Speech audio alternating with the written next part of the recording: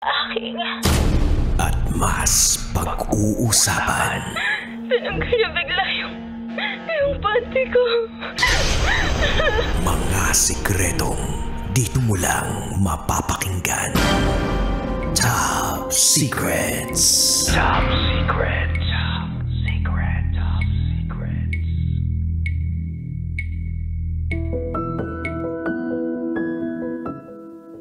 Hi, Kabisyo! Welcome to the program Top Secrets. Kung saan pwede kang makapagbahagi ng iyong pinakatatagong sikreto dahil Friday tonight, araw ng mga ma-EL as in malalambing na kagaya mo. Kaya naman ang top secret sharing natin for tonight ay mainit na usapin. Ilaban na natin yan.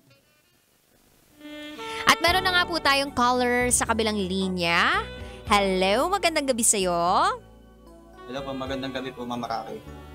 Magandang gabi. Anong pangalan nila? Chulo po, Chulo. Chulo. Tagasan ka? Bulacan po. Taga Bulacan si Chulo. Okay. Chulo from Bulacan. Ano ang top secret mo? Nag 9:11 kami, nag 9:15 kami ng 8 po sa hotel. Nag 9:15 kayo ng ano? Ng ex ko noon sa hotel. Nag 9:15 kayo ng ex mo sa isang hotel. Pero matagal na tong nangyari. Apo, ma'am. Pero gusto ko munang malaman, ano itong 9:15? Ma'am, siguro po pag sa ano na po on air. Kasi po, ma'am, speaking nga po. Ano po sabi nyo? Pag sa on air na po siguro, ma'am. Naka-on air na po tayo ngayon, Chulo. Hindi mo ba alam na naka-air na tayo Ano po, ngayon? ma'am, about po siya sa ano? Nine? Sa labing-labing po dun sa hotel po. Wait lang ha, tinitingnan ko tong 9:15 eh. Anong ibig sabihin ng 9:15? Ano ba siya? Posisyon? Oras? Oras po yung 15 tapos 9 rounds po. Okay. So, oras, yung 15, tapos yung 9. Sorry po, ma'am. Nag-static po kayo. Ay, nag-static ako. Sorry ha. Kasalanan ko. Ulitin ko lang yung sinabi mo ha. 9 rounds, 15 hours. Apo. Kaya pala to. Ilang taong ka na nung time na yun? Ano po, ma'am? 23. 23 years old. Tapos yung ex mo nung time na yun, ilang taon siya? 21 po. 21! Bata nyo pa ha. Nung nagpunta kayo ng hotel, pinag-isipan nyo talaga na, eto ha, napagplanuhan nyo ba na yun talaga yung gagawin ninyo? Unexpected po yung dami po, ma'am. Unexpected? So parang nangyari, nasa hotel kayo, ang akala nyo lang talaga parang staycation yung dating. Actually po, ma'am, ganun po. Parang ganun po lang dapat. Tapos biglang naging unlimited na, ganon. Opo. So, kumusta naman yung pakiramdam ninyo nung ginagawa nyo yun? Ma'am, nung sa side ko po, parang ano na po ako nun latan-lata na po ako. Tapos siya po ang lakas pa rin po. Laban na laban, ganon. Opo. Sino nag-aaya? So, kapag natapos yung isang round, susundan nyo ba agad? Susundot ba kayo agad? O papahinga? Papahinga po, ma'am. Nasa 1 hour or 130 minutes na, ma'am po. So parang ang duration 1 hour and 30 minutes, ganon. Opo. Ng pahinga. Opo. Tapos sino nag-aaya? Minsan po pagka naka-iglip po kami dalaw, minsan po ako. Pero pas more on po, madami po siya. So Pagka nag-iiglipat po kami. So masasabi mo ba mas mahilig siya kaysa sa'yo? Opo, ma'am. Ako pa po yung nabigla, sa totoo lang, ma'am. Akala ko sasabihin mo, ma'am, ako yung nabiktima. Wow! Nabigla lang po. Nabigla lang. Pero sino talaga nag-book ng hotel? Kami po, may plano po talaga nun. Plano po na, second meet na po namin kumbaga po. Wow, second meet nyo lang yon? Opo, ma'am. Nakilala ko lang po, ma'am, kasi po sa other social platform po. Social media, gano'n nakatagal tong nangyaring to? Ano pa po yan, ma'am? Late 2022, ma'am. Late 2022. So, batang-bata ka pa hanggang ngayon, ha? Di Tapos, po, ma'am. ano? Nasa, ano na po ako ngayon, 25 na po. I mean, kumbaga, malakas ka pa talaga, kaya nakaka-9. Oh, Sakto lang po, ma'am. sakto lang. So, na-meet mo siya sa social media, second meet ninyo, nag 9:15 kayo agad. Ang lupit mo naman din, ha? Di nyo man lang parang kinilala yung isa't isa. Wala kayo yung parang, kumusta ka, anong pangalan mo, ganyan, sinong mga magulang mo. Wala man lang meet the parents, ganon. Ma'am, may plano na din po kasi po that time. Ano lang po talaga, na parang na-excite lang po kami mag-meet po talaga. Kasi po matagal po kami kung mag-meet po eh. 5 months po. So, 5 months nag-uusap kayo, magkarelasyon na kayo nun. Opo, ma'am. Tapos yung huling kita nyo, nung Doon time na na po, yun, ma'am, sabi po, mo second ma'am. meet mo yun, Opo, second meet po. ano Kumbaga yung po, first meet nyo? Doon na po sa around Manila lang po, ma'am. Namamasyal-masyal lang po kami. Tapos ilang buwan bago nasundan nung second meet? Mga ano po, 3 months po. 3 months. Tapos Kumbaga lagi po, lang kayo nagchat-chat. kumbaga po. Opo, tapos video call po, ganun. Nag-video call din kayo. Chulo. Yes po, ma'am. Nag-video call din kayo. Opo. May pakitaan din doon. Siya po nag-aya po, ma'am. Ay, ang lakas talaga ni ate mo. Ang lakas niya, ha? Hindi siya natatakot. Sa aya sa digital? Hindi po, ma'am. Hindi, okay. O tapos nung nag-book kayo ng hotel, saan banda yun? Sa Santa Mesa o sa may bandang Pasay? Sa may Pasay po. Sa may Pasay. Yan ba yung malapit sa palengke? Hindi ko po, ma'am, masyado eksakto po yun. Malapit sa Bay. Malayo po, ma'am. Malayo. So dito siya banda sa Basta, may ma'am, Metro Manila po siya, ma'am eh. Metro Manila. Dumayo ka pa talaga ng Metro Manila ha, para gawin yung mga bagay na yun. Bakit si girl ba taga Manila lang din yun? Around po sa south po ng Manila. Okay. Tapos nung time na nandun na kayo sa mismong hotel, naligo muna kayo syempre. Naglilinis po muna. Tapos po, kumakain po muna. Kumakain ng alin? Pagkain po, ma'am. Kala ko pagkain agad ng Doon na kayo kumain mismo sa loob ng room ninyo? Opo, ma'am.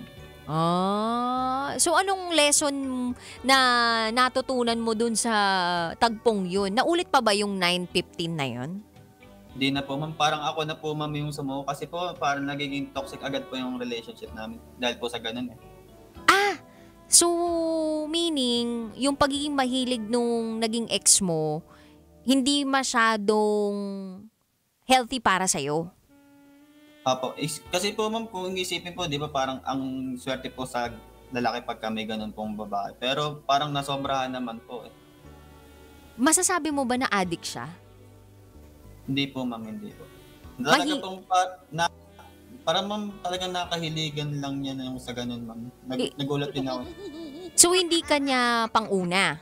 Marami na siyang naging jowa in the past na naging ka-intimate niya? Ang kwento po niya is, pa lang daw po niya, second. Second. Baka natuwa talaga siya sa'yo kasi malaki. Sabi nga daw po, ma'am. Kaya pala. Nakumpara ba niya? Nakumpara niya sa nakaraan niya? Feeling ko po, ma'am, parang pinagkumpara po that time. Anong naramdaman mo nung parang nakumpara niya tapos sabi niya, nagbigay siya ng compliment sa'yo? Sabi daw po niya ang sarap daw po eh. Ano naging reaction mo nung sinabi niya na ang sarap daw? Natawa lang po. Di mas lalo mo pang ginalingan.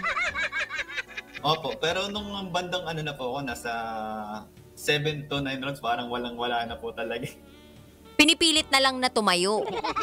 Opo, ma'am. Pero nakakatayo pa rin. Nakakatayo pa naman din po. Pero palagay mo, kung sakaling nagtuloy-tuloy kayo, makakailan kayo within 24 hours? Ma'am, parang feeling ko po mamamatay na pagka ganun po, ma'am. Mamamatay na? Grabe ka naman mamamatay agad. Hindi ba pwedeng iba yung mabubuhay, makakabuo ng buhay? Ma'am, nag-ano po kasi kami, ma'am, nagsisave po.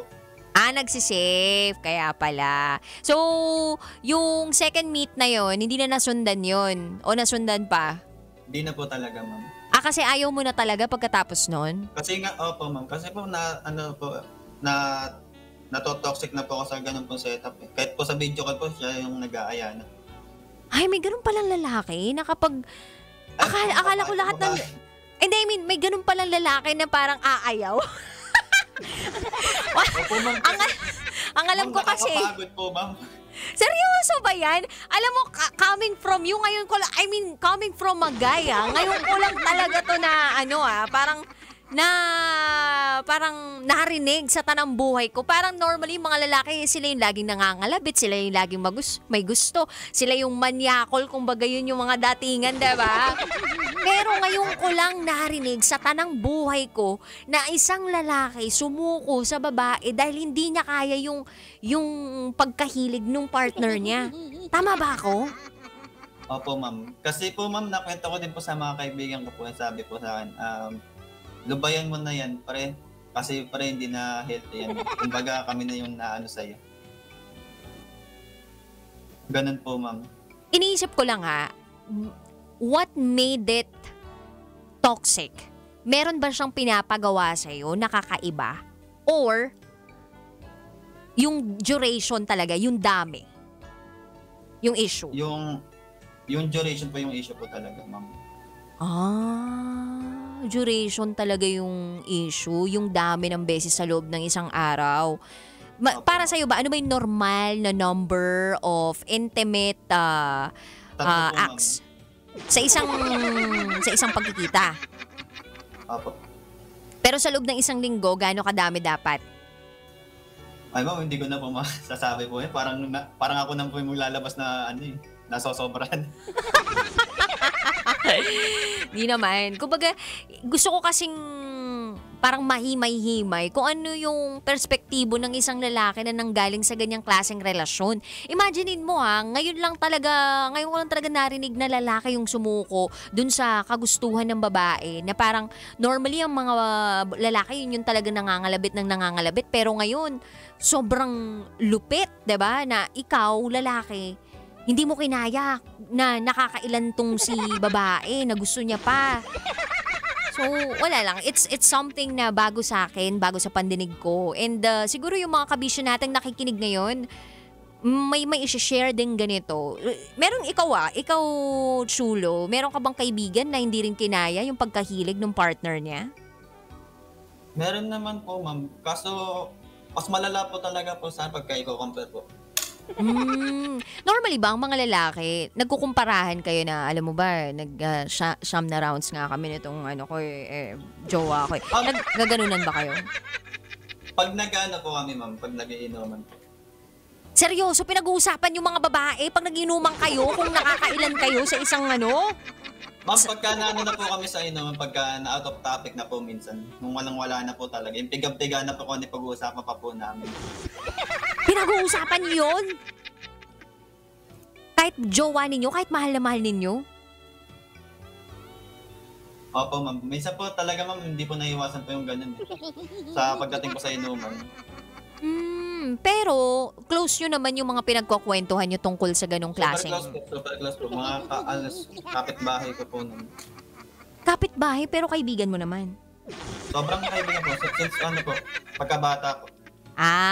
Okay. Goods naman yun kung talagang mga parang besties na yung mga datingan. Pero ako payo ko lang talaga sa mga ibang kabisyo natin out there na mga partners. Utang na loob kapag private life naman ninyo, kaya sex life naman yung pinag-uusapan. Kung hindi naman kailangan na i-bring up dun sa usapan ninyong nagiinuman, huwag niyo namang i-bring up, 'di ba? Unless it's something bothering or it's an issue that is bothering you, katulad nung nangyari sa'yo. Parang ang nangyari kasi sa'yo, parang ng benchmark ka eh. Normal ba to? Or parang may problema ba sa akin? O baka OA lang ako mag-isip? 'Di ba parang ganun yung nangyari sa'yo, kaya nag-confide ka sa friend mo, tama ba? Opo, ma'am. Kasi po ma'am, parang naisip ko na nga din po yung health ko po nun. Kasi nga po that time po nung nagaganon po kami sa sa hotel po. Kasi po nun, nasa around midnight na po nun. Pagka hindi po ako sumunod po dun sa girl ko, parang papauwiin po ako, ganun. Kasi po, mahirap na po sumakay, ma'am. Pabalik probinsya, ma'am, pag ganong oras, ma'am. Seryoso? Gusto kanyang pauwiin kapag hindi ka pumayag sa kanya? Ganun siya? Opo, ma'am. Parang nagkaroon po bigla ng deal na na hindi po malalaman. Pero nung magkausap kayo sa social media, hindi naman siya ganun? O ganun na rin, nakakakita ka na ng signs? Hindi po, ma'am. Bago po siya po maglabas po ng ganun, nasa, 20 days po bago po siya biglang nag-a-approach ng ganun. Taray bilang na bilang mo yung 20 days ha. Di ang dami mong... Kasi ma'am, unexpected nga pong encounter po, ma'am, sa buong buhay ko yung ganun eh. And then, ang dami mo rin palang dinala na mga pang-proteksyon. Di ba normally isang beses mo lang dapat gamitin yon? Hindi mo pwedeng... Ma'am, nakakaya pa nga po, ma'am. Siya pa po yung pumagastos po, ma'am. Imbis po na ako.